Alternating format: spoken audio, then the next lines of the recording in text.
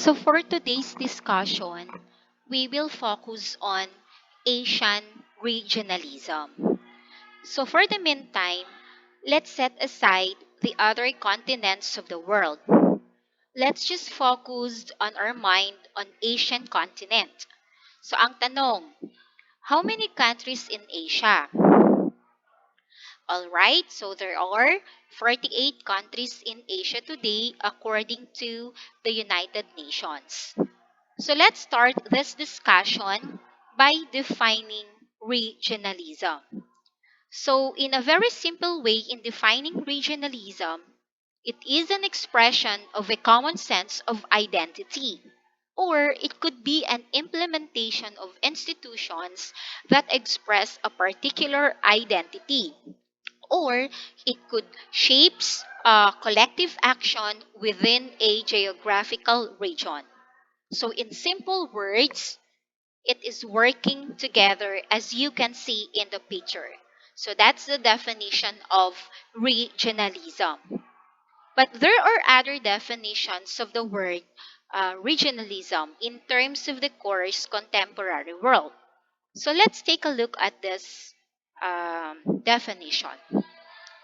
So, when we say regionalism, it's a political ideology that favors a specific region over a greater area, and it is usually results due to the political separations, religion, geography, cultural boundaries, linguistic regions, and managerial divisions.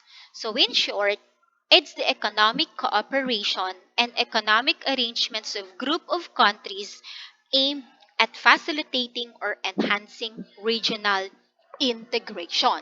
So the word integration. So other terms for integration, we have combination, incorporation, unification.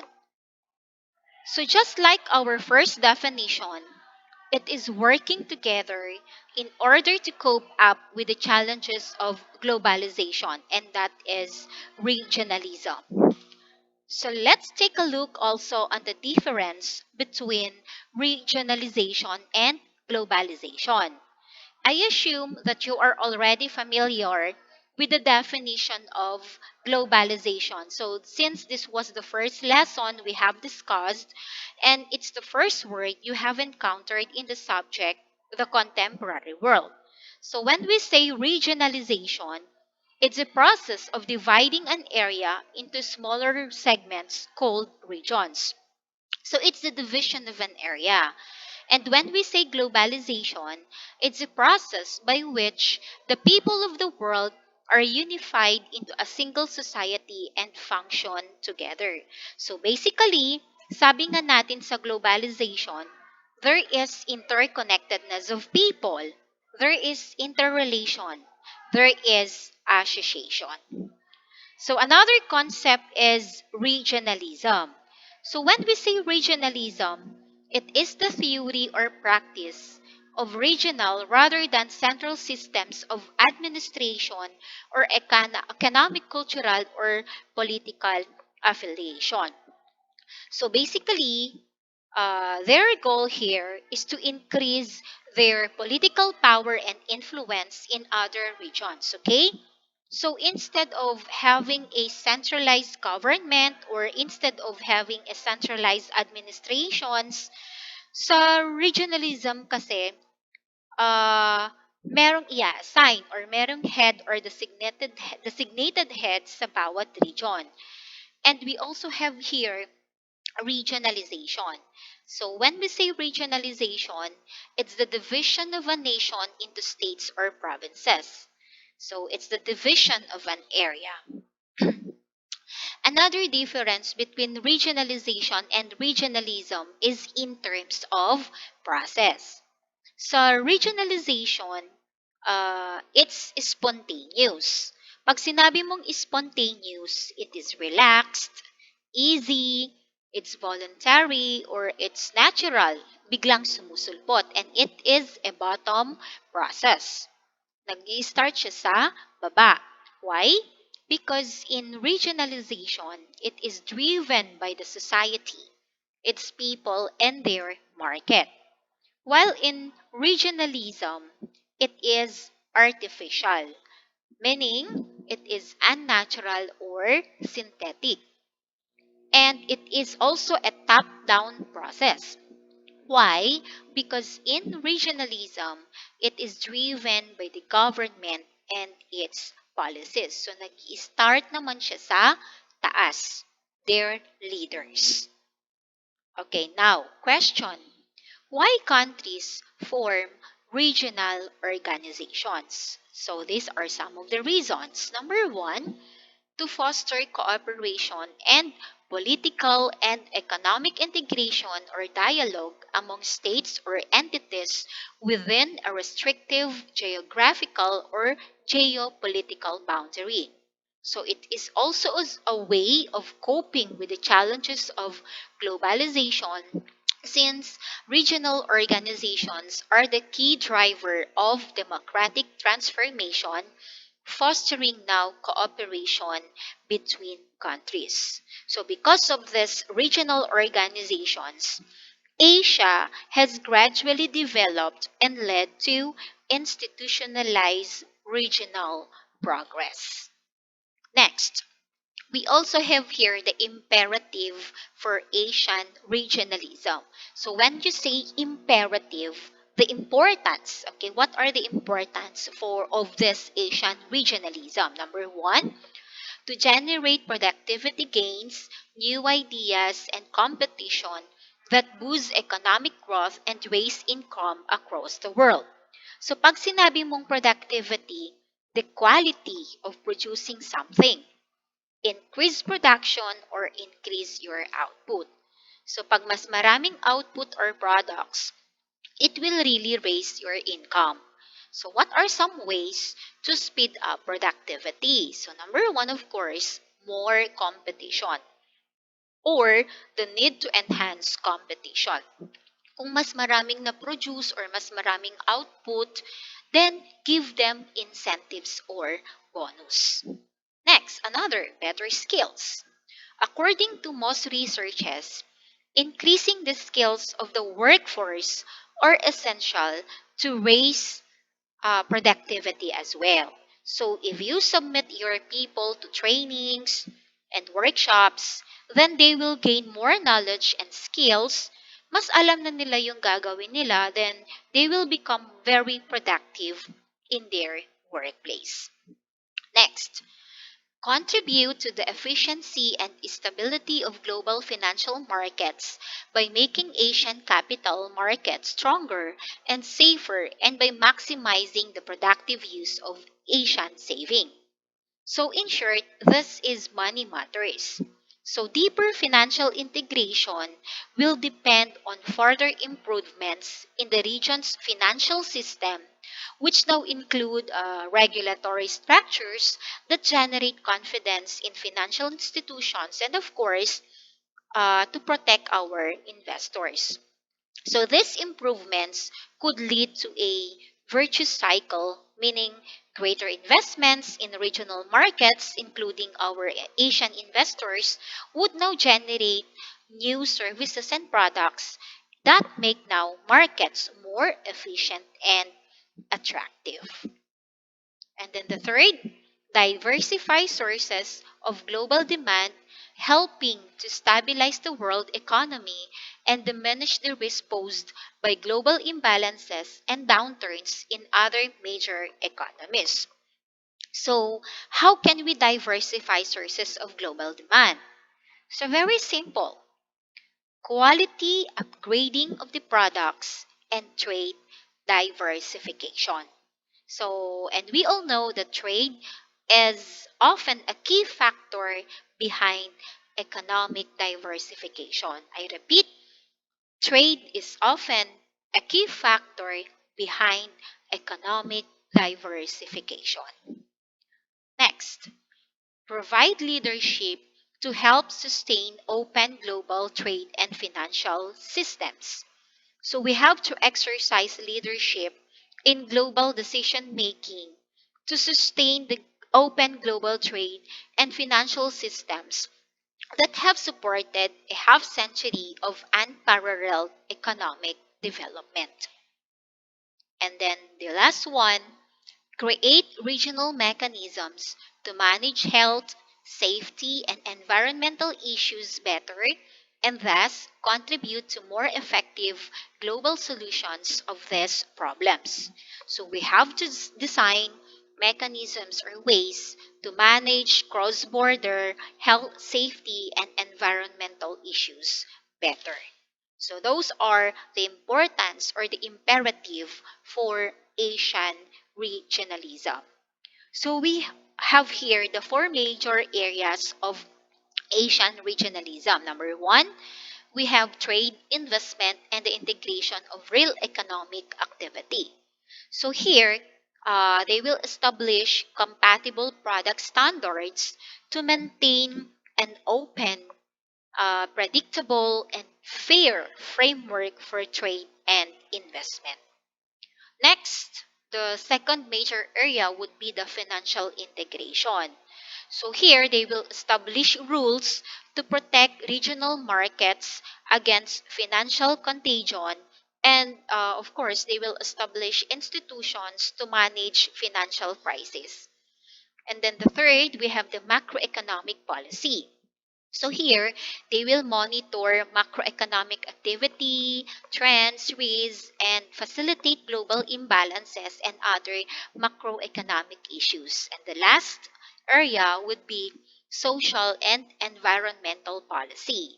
So here, they will prevent on manage spread of diseases and other public threats, and of course they will ensure fair treatment of migrant workers. So these are the four major areas of Asian regionalism.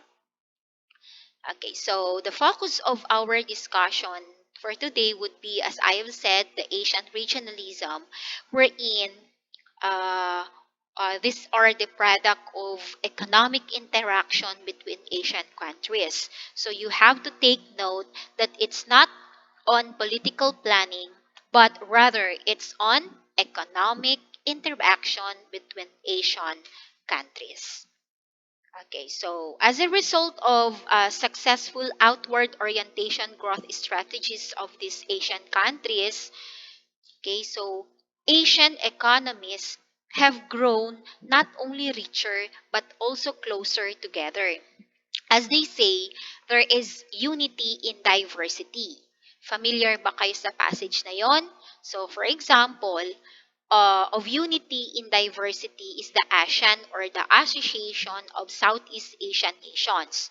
So when we say diversity, it means differences. Okay, so why is Asia considered the continent of diversity? It's because people in Asia, they have different cultures, they have different customs and traditions, they have different religions and beliefs, they have different governments, and many more. So, as Asia's economies have grown larger and more complex, they also have become more integrated. In what way? Of course, through trade, financial flows, direct investments, and other forms of economic and social exchange. So, in the recent years, okay, so new technological trends have further strengthened ties among them, as have the rise of the China and India and the region's growing weight in the global economy. However, nagkaroon din kasi ng misfortune. Nagkaroon din sila ng mga difficulties. And one of these difficulties they have encountered is that, okay, so this one, during 1997 or 1998, there is a financial crisis dealt a severe setback to much of the region, highlighting Asia's shared interests and common vulnerabilities and providing an impetus for regional cooperation. Okay, so for regional cooperation.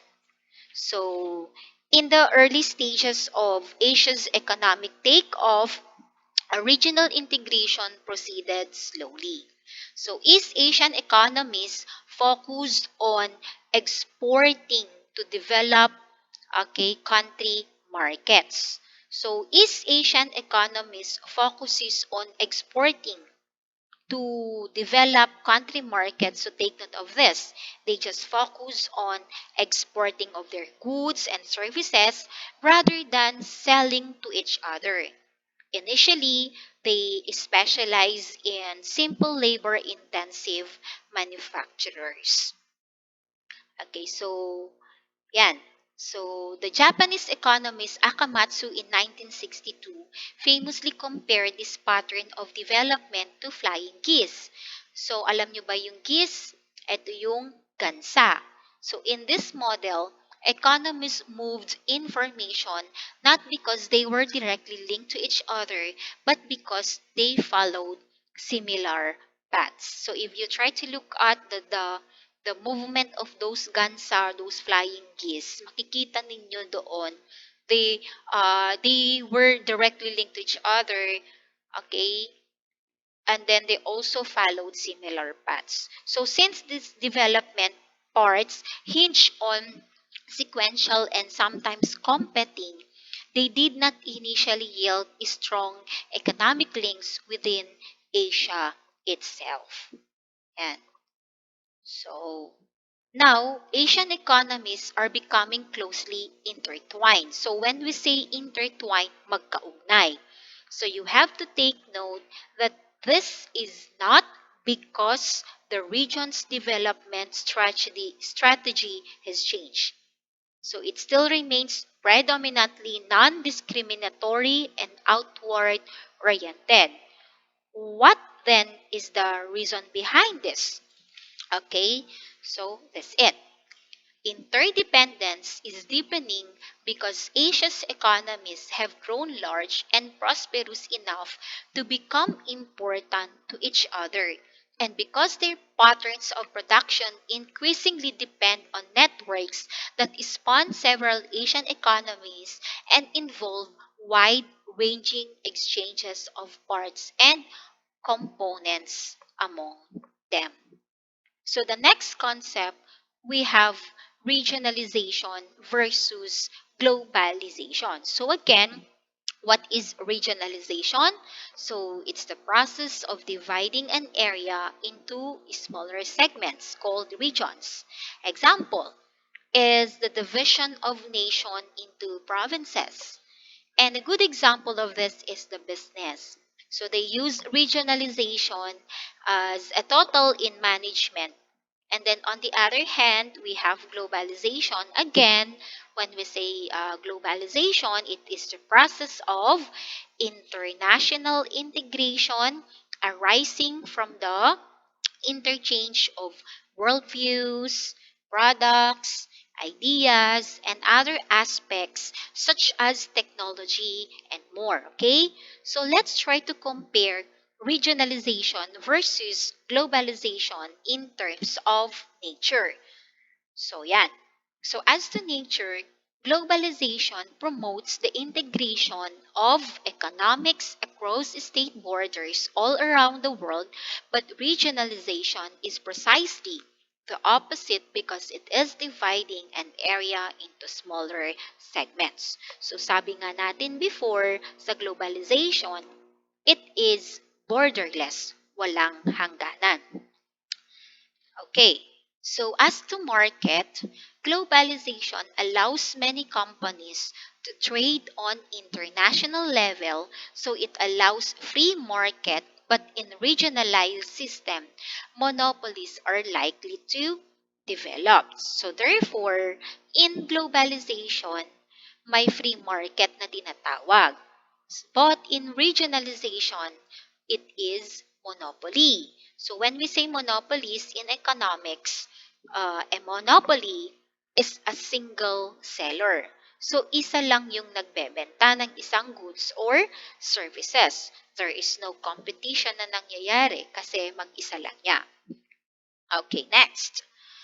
As to cultural and societal relations naman, globalization accelerate to multiculturalism by free and inexpensive movement of people, but regionalization does not does not support this. So when we say multiculturalism, it's the view that cultures, races, and ethnicities, particularly those of minority groups, deserve special acknowledgement of their differences within a dominant political culture. So, nakabaliktaran naman sa regionalization.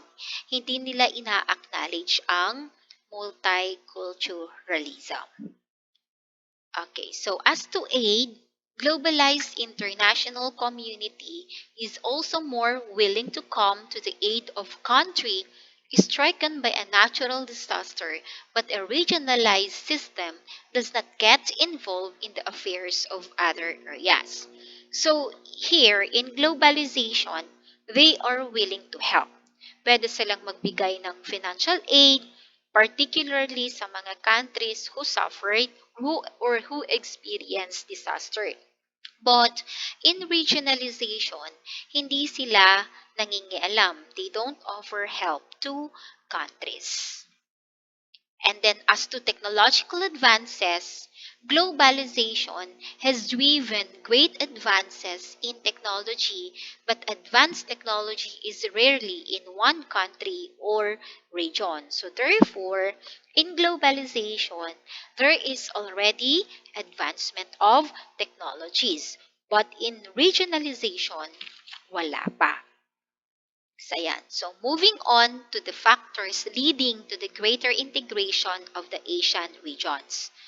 So, we have here regional integration is a process in which neighboring states enter into an agreement in order to upgrade cooperation through common institutions and rules. So, in regional integration, it's a process by which two or more countries agree to cooperate and work closely together to achieve peace, stability, and wealth. So the objectives of the agreement could range from economic to political, environmental, although it has typically taken the form of a political economy initiative. So in this part, commercial interests are the focus for achieving broader social, political, and security objectives. So I repeat, so in this part, commercial interests are the focus for achieving broader social, political, and security objectives. Next, regional integration has been organized either via supranational institutional structures or through intergovernmental decision making or a combination of both. So, how do we define first supranational institutional? So, a supranational organization is an administrative structure that goes beyond the boundaries of states. So it is a multinational union or association in which member countries cede authority and sovereignty, or simply means that they surrender their power and sovereignty on at least some internal matters to the group whose decisions are binding on its members. On the other hand naman, when we say intergovernmental or intergovernmentalism, it refers to arrangements whereby the nations or the other countries in any situations and conditions they can control, they can make decisions, and cooperate with one another on matters of common interest. So that's the supranational, institutional, and intergovernmental. So regional integration have often focused on removing barriers to free trade in the region, increasing the free movement of people, labor, goods, and capital across national borders, reducing the possibility of regional armed conflict, and adapting cohesive regional stances on policy issues such as the environment, climate change, and migration. So, so past efforts of regional integration. So these are their actions done by the regional integration. Yung mga highlighted words dyan, these are their actions done by the regional integration. So, intra-regional trade refers to trade which focuses on economic exchange primarily between countries of the same region or economic zone. What does it mean naman? So, basically here, there is trade. Okay? May pakikipagpalitan ng kalakaran between countries of the same region. So, for example, in Southeast Asia, kabilang dito ang Philippines, ang Malaysia, ang Singapore. So kapag nagkaroon ng trading sa mga bansang ito, therefore, there is what we call intra-regional trade. Yan. And then, okay, so in recent years, countries have economic trade regimes such as ASEAN in Southeast Asia, for example, have increased the level of trade and commodity exchange between themselves, which reduces the inflation and tariff barriers associated with foreign markets, resulting in growing prosperity. So, ano to? So, what is ASEAN?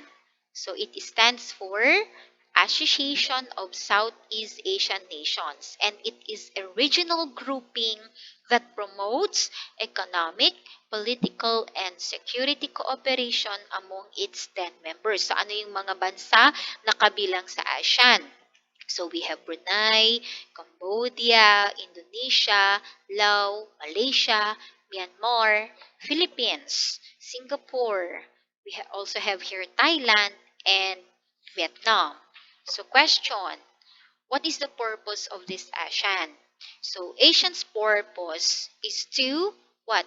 Is to promote economic and cultural exchange among its member countries, maintain peace and stability in Southeast Asia, and establish relationships with foreign powers with similar aims. So, yun yung mga purpose of ASEAN. So, which includes here the Philippines. So, that's explain our lecture in Asian regionalism. So, I hope you have learned new something today.